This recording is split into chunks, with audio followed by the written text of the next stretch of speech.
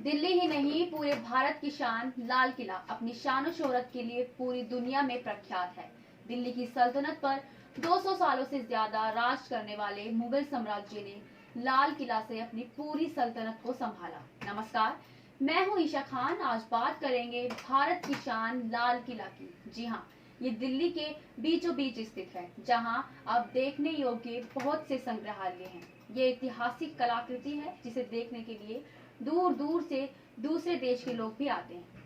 सम्राट शाहजहां ने 1638 में अपनी राजधानी आगरा को दिल्ली में शिफ्ट करने का सोचा, जिसके बाद दिल्ली में लाल किला का निर्माण किया गया। शाहजहां का पसंदीदा रंग लाल और सफेद हुआ करता था। इसके लिए इसके पत्थर का चुनाव लाल रंग का हुआ। इसी के साथ उस समय के वास्तुकार उस्ताद अहमद लाहौरी ने डिजाइन किया था। बता दें, अहमद लाहौरी ने ही आगरा की शान ताजमहल जैसी महान कृति को भी डिजाइन किया था। किले का निर्माण यमुना नदी के तट पर किया गया था। किला 3 तरफ से नदी से घिरा हुआ है। किले का निर्माण कार्य मुसलमानों के पावन दिन मुहर्रम पर 13 मई 1638 को शुरू किया गया था। किले की पहली नींव छज्जर खान ने रखी थी। शाहजहां चाहते थे कि दिल्ली में उनका ये किला सबसे बड़ा हो। वे उसे लाहौर और आगरा के किलों से भी बड़ा चाहते थे। किले को बनने में 10 साल का समय लगा। ये 1648 में पूरा हुआ। शीश महल मुख्य किले के उत्तरी व दक्षिणी में स्थित है। यहाँ एक खास महल भी बनाया है, जो राजा का निजी कक्ष हुआ करता था। यहाँ वे सोते या आराधना किया करते थे। किले के निर्माण में मुख्य रूप से इज्जत खान, अलीवर्दी खान, मुकम्मद खान का हाथ था। इन्हीं की देखरेख में किले का काम पूरा हुआ था। मुकम्मद खान शाहजहां के बहुत खास थे। जब किले का काम पूरा हो गया, तब वे दिल्ली में नहीं थे, बल्कि सल्तनत के काम के सिलसिले में काबुल गए हुए थे। मुकम्मद खान से शाहजहां को खत लिखकर बताया कि उनका महल बनकर तैयार है। पहले दिन जब शाहजहां महल में आ रहे थे, उस दिन महल को किसी दुल्हन की तरह सजाया गया। जश्न की तैयारी की गई। सजावट की छोटी से छोटी बात का भी ख्याल रखा गया। शाहजहां की सभा जहां लगती थी, दीवाने खास को विशेष तौर पर तैयार किया गया। इसकी छतों, दीवारों पर नक्काशी की गई। रेशमी चादर का उपयोग किया गया।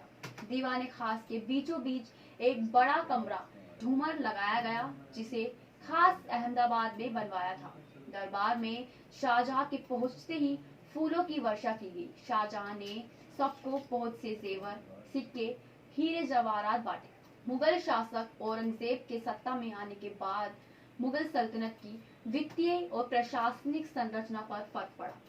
18वीं सदी आते आते मुगल साम्राज्य का पतन हो गया। औरंगजेब ने अपने शासन में लाल किले में मोती मस्जिद का निर्माण करवाया। औरंगजेब के सत्ता से हटने के बाद लाल किला 30 सालों तक अपने शासक के इंतजार में लावारिस पड़ा रहा। 1712 में जहांगीर शाह को यहाँ का शासक बनाया गया।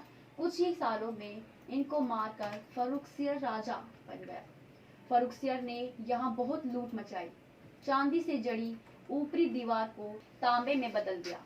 1719 में लाल किले में मोहम्मद शाह आ गए। उन्हें रंगीला राजा के रूप में जाना जाता था। उन्होंने यहाँ 1739 तक राज किया। इसके बाद फारसी सम्राट नादिर शाह से वे हार गए, जिसके बाद लाल किले की गद्दी नादिर शाह को मिली। नादिर शाह ने मुगल साम्राज्य को अंदर से खोखला कर दिया। यहाँ 3 महीने रहने के बाद वो वापस अपनी जगह चला गया।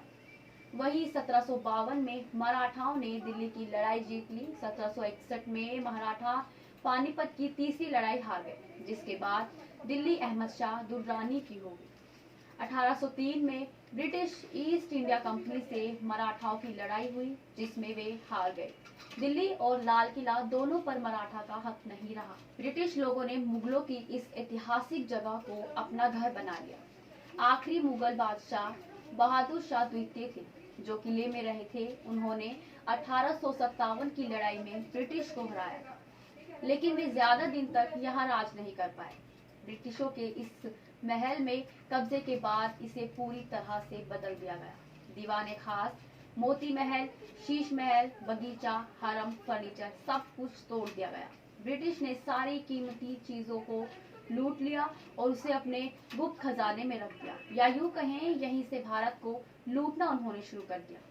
किले का 2/3 अंदरूनी भाग तोड़ दिया गया।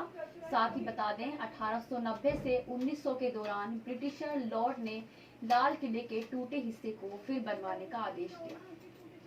आपको हमारी स्टोरी कैसी लगी कमेंट सेक्शन में जरूर बताएं। साथ ही हमारे चैनल को लाइक, शेयर और सब्सक्राइब करना ना भूलें।